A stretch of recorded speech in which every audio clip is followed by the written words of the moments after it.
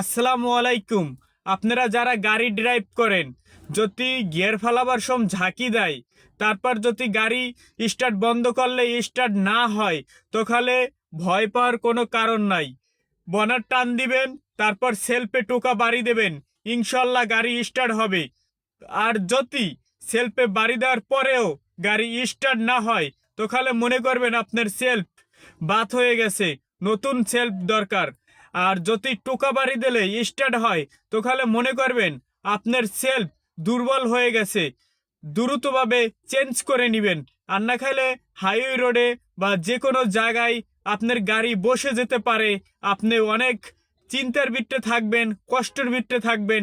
এমন জায়গায় আছে যদি গাড়ি বন্ধ হয়ে যায়, মিস্ত্রি ইঞ্জিন মিস্ত্রি পাওয়াটাও অনেক টাফ বিষয়। আশা করি আপনাদেরকে, যারা চালক ভাইরা যারা সেলফ ড্রাইভ, তাদের উদ্দেশ্যে আমি কথা বলছি। ভালো থাকবেন, সুস্থ থাকবেন। আল্লাহ হাফেজ।